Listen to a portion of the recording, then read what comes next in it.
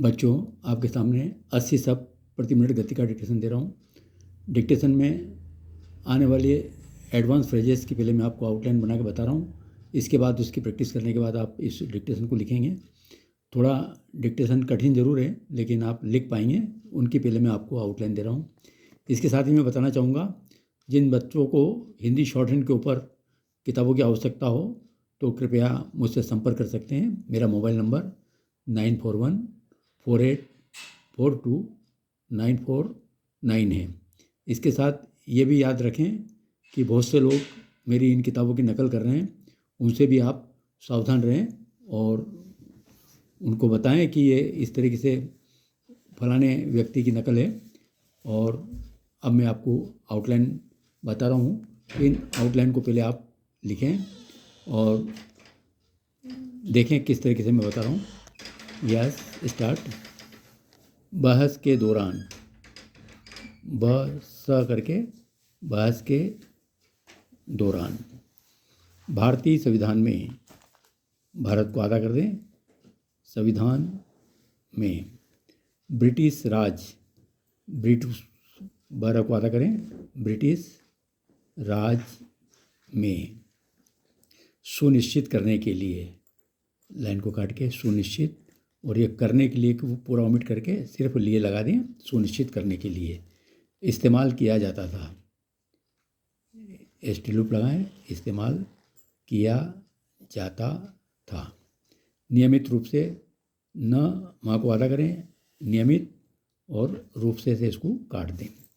स्वतंत्रता सेनानी, स्वतंत्रता का सब चिन्ह है, इसमें स न लगा दें, स्वतंत्रता सेनानी। औपनिवेशिक शासन, औपनिवेशिक शासन, सनुक लगा दें, औपनिवेशिक शासन। विरोध प्रदर्शन, विरोध, प्रदर को डबल कर दें, विरोध प्रदर्शन। द्वितीय विश्व युद्ध, द से द्वितीय, विश्व और युद्ध को आधा कर दें, द्वितीय विश्व युद्ध। महात्मा गांधी, माँ लिखने के बाद ग से काट दें, महात्मा गांधी। सरदार पटेल, सरदार को बड़ा करें, प को आधा करें और ल कर दें, सरदार पटेल। सुभाष चंद्र बोस, सुभाष चंद्र बोस। जवाहरलाल नेहरू, ज ल ह र, जवाहरलाल नेहरू। लाल बहादुर शास्त्री, लाल बहादुर का ब और शास्त्री का STR लूप लगा दें, लाल बहादुर शास्त्री। सूचना एवं प्रसारण मंत्री, सूचना एवं प्रसारण मंत्री राजीव गांधी। राजव और ग से काट दें, राजीव गांधी। संविधान निर्माता, संविधान निर्माता। भाई भतीजावाद, भाई भतीजावाद। नज़रबंद रखा गया था, नज़रबंद आधा कर दें, यहीं से रखा गया था। सरोजनी नायडू, सरोजनी, न से काट दें, नायडू। मृत्युदंड दिया गया, मृत्यु को आधा कर दें, मृत्यु दंड को आधा कर दें, मृत्युदंड, और यहीं से दिया गया, मृत्युदंड दिया गया। वीर सावरकर, वीर सावर डबल कर दें या फिर वीर सावरकर बड़ा कर दें। सेलुलर जेल, सेलुलर लर करके जैसे काट दें, सेलुलर जेल। अंडमान निकोबार, न को आधा करें, ड, अंडमान निकोबार के लिए न से काट दें, अंडमान निकोबार। तो बच्चों, ये इस डिक्टेशन में आउटलाइन आ रही है, वो मैंने आपको दी। अब आप इस डिक्टेशन को 80 शब्द प्रति मिनट गति से लिखेंगे।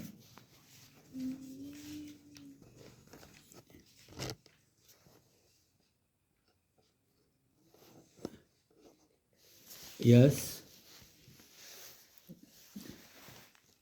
संसद में संविधान पर बहस के दौरान राहुल गांधी ने सावरकर के हवाले से कहा था कि भारतीय संविधान में कुछ भी भारतीय नहीं है। सावरकर हमेशा से कांग्रेस के निशाने पर रहे हैं। राहुल कहते हैं कि महात्मा गांधी ने बिना किसी शिकायत के ब्रिटिश राज में अपना जीवन बिताया। वहीं सावरकर ने जेल से अपनी रिहाई सुनिश्चित करने के लिए अंग्रेजों से माफ़ी मांगी। राहुल यह नहीं बताते हैं कि महात्मा गांधी ने जेलों में अपना अधिकांश समय आरामदेह हाउस अरेस्ट में बिताया था, जहां उनके सहयोगी उनकी ज़रूरतों की पूर्ति के लिए उनके साथ रहते थे। वहीं सावरकर ने 1911 से 1924 तक 13 साल अंडमान की कुख्यात सेलुलर जेल में बिताए, जहां उन्हें अंग्रेज़ों द्वारा क्रूरतापूर्वक प्रताड़ित किया गया था। इतिहासकार विक्रम संपत ने 2 खंडों में सावरकर की जीवनी लिखी है। उसमें उस अंडमान जेल की स्थिति का भी वर्णन किया गया है जहां सावरकर को रखा गया था। वो लिखते हैं कि जेल में यातना के विभिन्न साधनों का इस्तेमाल किया जाता था। कैदियों को सुबह 7 से 11 और फिर दोपहर 12 से शाम 5 बजे तक खड़ा रखा जाता था। किसी आरामदायक मुद्रा की तलाश करने पर कैदियों को दंडित किया जाता था। उन्हें बेड़ियों में बांधा जाता था। कैदी अपने पैरों को एक दूसरे के करीब नहीं ला सकते थे। उन्हें पैरों को फैलाकर चलना, बैठना, काम करना और सोना पड़ता था। यह सज़ा हफ्तों तक जारी रह सकती थी। बेंत, संगीन, मोटी रस्सियों और चाबुकों का भी नियमित रूप से इस्तेमाल किया जाता था। कई कैदियों को रात में अपनी कोठरी के फर्श पर ही शौच के लिए मजबूर होना पड़ता था। कोठरी के छोटे से आकार को देखते हुए यह नर्क जैसा दृश्य लगता था। वहीं महात्मा गांधी को बड़े बंगलों में नज़रबंद रखा गया था। उदाहरण के लिए 1942 और 1944 के बीच महात्मा गांधी और उनके सहयोगियों को पुणे में 19 एकड़ में फैले आलीशान आगा खां पैलेस में कैद किया गया था, जैसा कि एक रिपोर्ट में बताया गया है। 1942 में इस महल को गांधी जी की पत्नी कस्तूरबा, सचिव महादेव देसाई, सरोजिनी नायडू और उनके शीर्ष नेतृत्व के साथ नज़रबंद रखने के लिए जेल में बदल दिया गया था। भगत सिंह जैसे कुछ स्वतंत्रता सेनानियों ने ब्रिटिश औपनिवेशिक शासन के खिलाफ क्रांतिकारी हिंसा का विकल्प चुना और अंग्रेजों द्वारा उन्हें मृत्युदंड दिया गया। जिन सेनानियों, मुख्य रूप से कांग्रेस के सदस्यों ने शांतिपूर्ण विरोध प्रदर्शन का रास्ता चुना, उनके साथ कम कठोर व्यवहार किया गया, लेकिन उनकी रणनीति से स्वतंत्रता प्राप्ति में काफ़ी विलंब हो सकता था। अगर द्वितीय विश्व युद्ध नहीं हुआ होता तो द्वितीय विश्व युद्ध में जर्मनी से 6 साल तक लड़ने और अमेरिका से भारी वित्तीय कर्ज लेने के बाद ब्रिटिशों पर जो थकान हावी थी, उसने युद्ध समाप्त होने के 2 साल बाद 1947 में भारत को मिली स्वतंत्रता में मुख्य भूमिका निभाई थी।